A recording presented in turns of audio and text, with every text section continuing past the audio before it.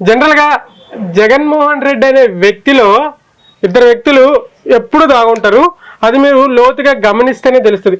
అదే జగన్మోహన్ రెడ్డి గారు ఒకానొక సమయంలో అసెంబ్లీలో చంద్రబాబు నాయుడు గారికి 2 నాలుకలు ఉంటాయని చెప్పేసి ఆయన మాట్లాడింది. కానీ జనరల్గా ఆయనకి 2 నాలుకలు కావు, ఈయనలో ఇద్దరు మనుషులు ఉంటారు.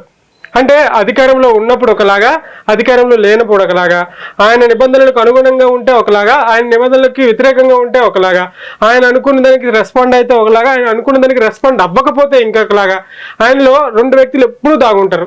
అదే దానికి అసలు ఏంటి, ఎందుకు అట్లా అంటున్నానంటే ఈ చిన్న విషయం మీద ఒక చిన్న విశ్లేషణ చేసుకుందాం. ఏంటంటే ఈరోజు జగన్మోహన్ రెడ్డి గారు స్పీకర్ గారికి ఒక లెటర్ రాయడం జరిగింది. ఏమని లెటర్ రాశారు? అయ్యా, రాజ్యాంగంలో ఎక్కడ కూడా 10% ఎమ్మెల్యేస్ ఉంటే ప్రధాన ప్రతిపక్షం ఇవ్వాలని ఎక్కడ కూడా లేదు. మీరు మాకు దయచేసి ప్రధాన ప్రతిపక్షం ఖచ్చితంగా ఇవ్వాలి అని చెప్పేసి ఒక లెటర్ రాయడం జరిగింది. రైటే, ఇది వాస్తవం. ఏ రాజ్యాంగంలోనూ ఏ చట్టాల్లోనూ 10% ఎమ్మెల్యేలు ఉంటే మాత్రమే ప్రతిపక్ష హోదా ఇవ్వాలి, లేకుంటే ఇవ్వకూడదని చెప్పేసి ఎక్కడ చెప్పలేదు.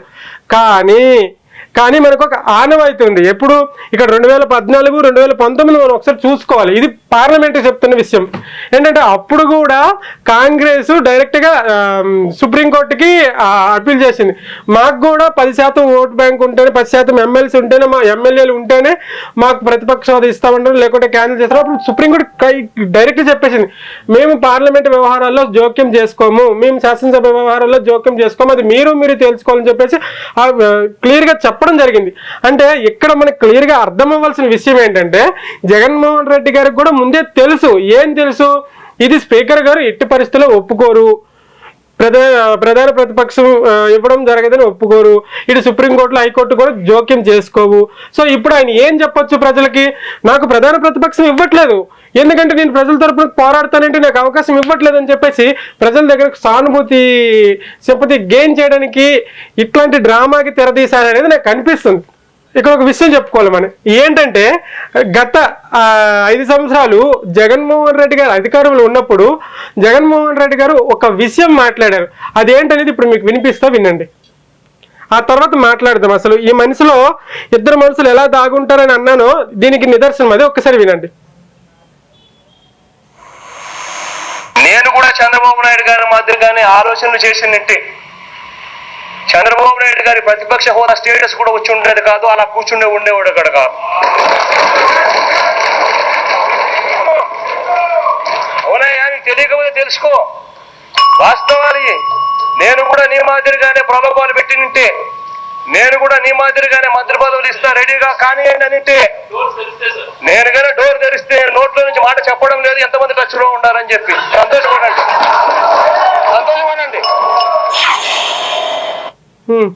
దీన్ని ఏమంటారు సార్? దీంట్లో ఇద్దరు మనుషులు ఉన్నారని మనకి క్లియర్గా తెలియట్లేదా? దొరికిపోయింది కదా.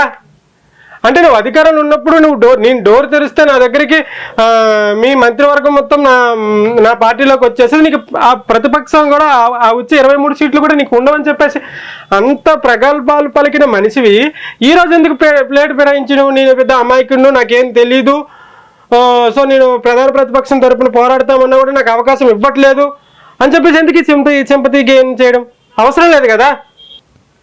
సో మీకు వినిపించాలి. నాకైతే ఇది జనరల్గా చెప్పాలంటే ఒక విషయం, అబ్బా, జగన్మోహన్ రెడ్డి గారు అసెంబ్లీకి రారని నాకు అనిపిస్తుంది. ఎందుకంటే మొన్న జరిగిన ప్రమాణ స్వీకారాలు, అసెంబ్లీలో ఏవైతే ప్రమాణ స్వీకారాలు జరిగాయో, జనరల్గా సీఎం అయినా కూడా, జనరల్గా ప్రతిపక్ష హోదాలో ఉన్న సీఎం కూడా ఏదైతే ప్రమాణ స్వీకారం చేస్తారో, ప్రమాణ స్వీకారం చేసిన తర్వాత మర్యాదపూర్వకంగా ఒక 5 నిమిషాలైనా అసెంబ్లీలో గడిపెళ్ళాలి.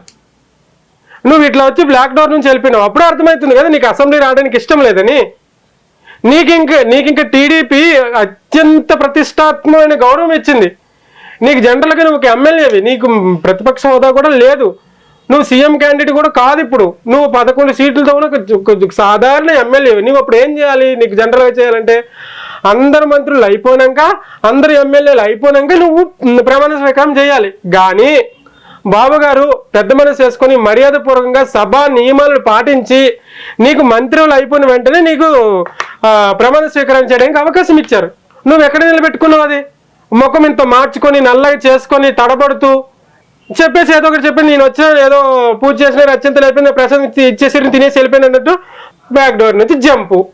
ఇక్కడ అర్థమవుతుంది కదా మన మన మన పనితీరు ఏంటో.